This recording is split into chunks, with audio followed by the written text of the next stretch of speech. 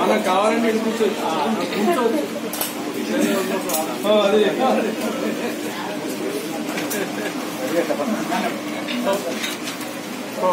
ఈ సందర్భంగా మన మిత్రులు మాట్లాడిన తర్వాత రామమూర్తి గారిని కూడా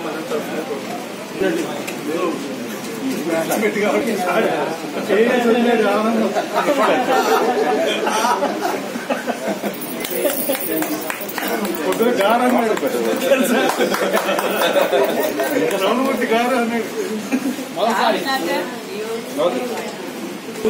ఒక నిమిషం దండ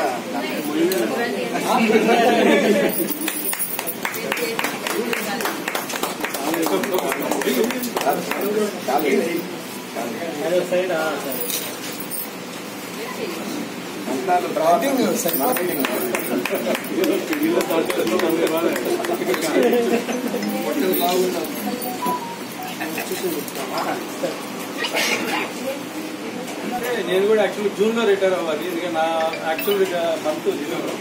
అదే నేను సంవత్సరం ఒక 6 నెలలు 5 years తర్వాత కదా, అందుకని నేను జూన్ ని గుర్తు తెచ్చుకుంటా అనమాట. సో అందుకని జూన్ కూడా నా యాక్చువల్ రామమూర్తి కూడా అది అవడం. దీనికి సేమ్ జూన్ అవడం కూడా ఏంటంటే మేము ఇద్దరం ఒకే బ్రాంచ్ లో జాయిన్ అయ్యి వచ్చినాం అవనిగడ్డ. సో నాకన్నా 2 years సీనియర్ చెప్పబోతున్నాం. అవనిగడ్డలో మేము ఇద్దరం, నా సీనియర్ నేను 91 లో అవనిగడ్డలో జాయిన్ అయ్యి, అప్పటికే 88 లో జాయిన్ అయ్యాను రామమూర్తి గారు. అక్కడ పనిచేసాం.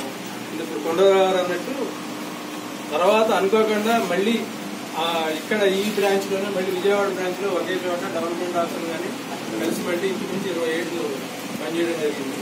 సో నాకు బెస్ట్ ఫ్రెండ్ ఆఫ్ మైండ్. ఎందుకంటే అవనిగడ్డ నుంచి ఇది ఉంది కాబట్టి అవనిగడ్డ నుంచి ఆ రోజులన్నీ మీకు వస్తాయి. ఎలా ఉండేవాళ్ళు, మీటింగ్ ఎలా పెట్టేవాళ్ళు. సో ఆయన ఆర్గనైజేషన్, అవనిగడ్డ ఉన్నప్పుడు ఆర్గనైజేషన్, ఆయన పెట్టిన మీటింగ్లకు కూడా ఏఎస్ మీటింగ్ నేర్చుకునేవాడు. నేను ఎందుకంటే అప్పుడు ప్రొఫెషనల్ గా జాయిన్ అయిపోతాను. సో అలాగే అప్పట్లో మనకి మొబైల్ వ్యాన్స్ ఉండేవి, పబ్లిసిటీ వ్యాన్స్. మీకు కొంతమంది తెలుసో తెలియదు, పబ్లిసిటీ వ్యాన్స్ కూడా ఉండేవి అప్పట్లో. రూరల్ ఏరియాకి బాగా పంపించేవాడు ఆ పబ్లిసిటీ వ్యాన్స్. ఆ పబ్లిసిటీ వ్యాన్స్ మేము అప్పుడు జైలు కొత్త కదా, గవర్నమెంట్ ఏం చేస్తే నేను చేసేవాడు.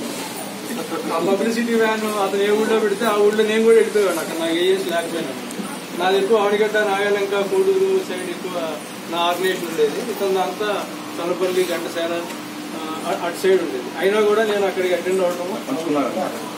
అదే అప్పుడు అలాగే ఉండేది. అప్పుడున్న బ్రాంచ్ మేనేజర్ ఈ లిక్విడేట్ దాటినిచ్చేవాడు కాదు. లిక్విడేట్ అవతలే కొంతమంది పని చేయాలి, లిక్విడేట్ అవతల దివసంలో కొంతమంది పని చేయాలని పెట్టారన్నమాట. రిటైర్మెంట్ యాక్చువల్గా ఇంకా మాకు రామమూర్తి గారు ఒప్పుకోలేదు.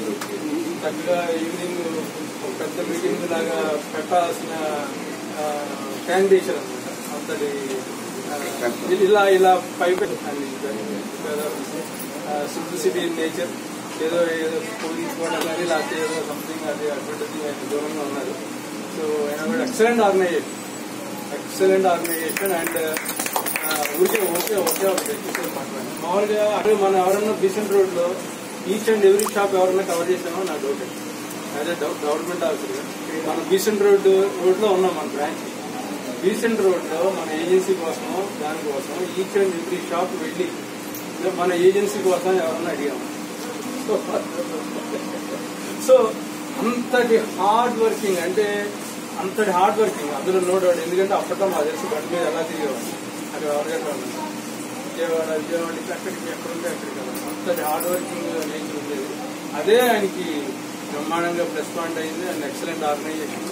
అండ్ ఇంకోటి ఏంటంటే ఒక ఉద్యోగం చేస్తున్నప్పుడు మనం ఆ ఉద్యోగం చాలా గొప్పది, నేను చేస్తున్న పని చాలా గొప్పది, నేను బ్రహ్మాండమైన దాంట్లో అహర్నిశలు పనిచేయాలనే మైండ్ సెట్ చాలా ఎక్సలెంట్ మైండ్ సెట్. ఎల్ఐసి అంటే అంత మమకారం ఆయన. సో అందుకని అదే అంతటి అసలు ఒక రకంగా ఏంటంటే నాకు కొంచెం తక్కువ ఉంది ఇది. ఎందుకంటే ఉంది కానీ రమణమూర్తికి ఉన్నంత ఎల్ఐసి కోసం అంత విపరీతంగా పనిచేసేది నాకు కొంచెం నా పరంగా నేను చూసుకుంటే కొంచెం తక్కువ. ఎల్ఐసి మీద పైకి వచ్చాం అందరం. అసలు రౌండ్ దగ్గర అయితే అసలు మనం అది ఎల్ఐసిని ఏంటంటే అంత నమ్మకంగా ఎల్ఐసి గొప్పది సంస్థ కోసం పనిచేస్తున్నాం. అలాగే ఏజెంట్స్ కి వాళ్ళకి మొత్తం అంత ఎడ్యుకేట్ చేయడం అంత ఎక్సలెంట్ క్వాలిటీ.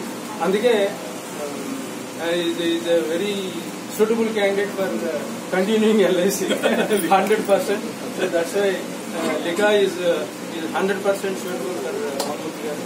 And ఇద్దరు చక్కగా ఇద్దరు బ్రహ్మాండమైన ఫ్యామిలీ. నా మొదటి నుంచి వాళ్ళ ఫ్యామిలీ మొత్తం వాళ్ళ పిల్లలు. ఎందుకంటే వాళ్ళ పెద్ద అబ్బాయిను మా రెండో వాడు కొంచెం జూనియర్ అయినా కూడా కొంచెం వాళ్ళ హ్యాపీ.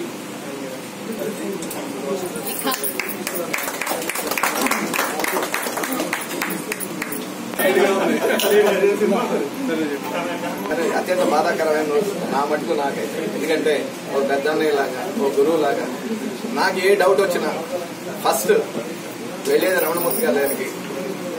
రమణమూర్తి గారు లేకపోతే నరసింహరావు దగ్గర.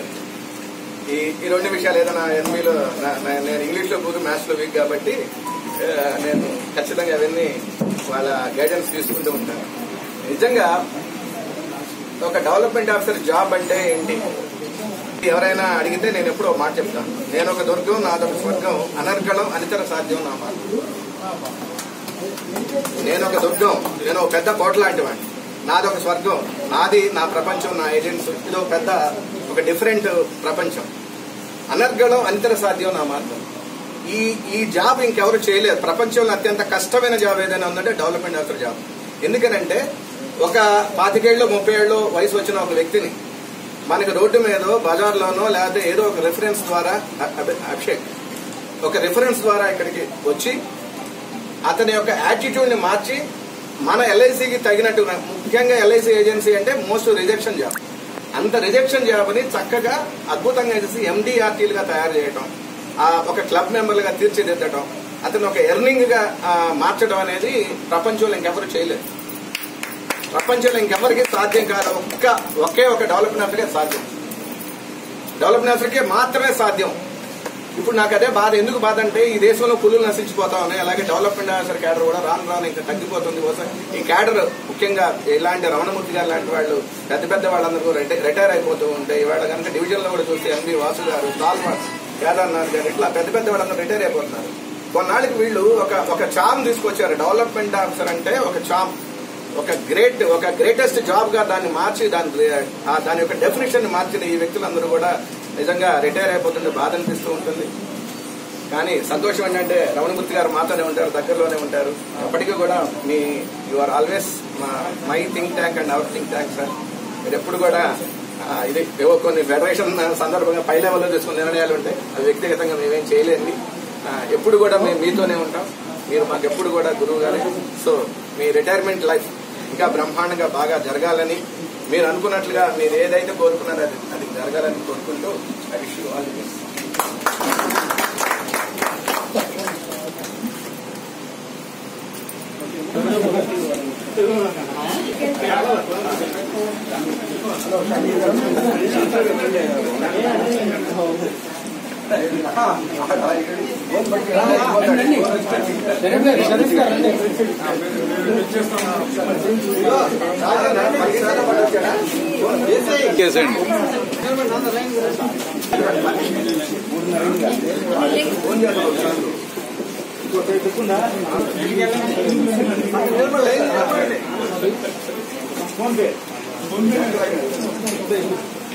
ఓకే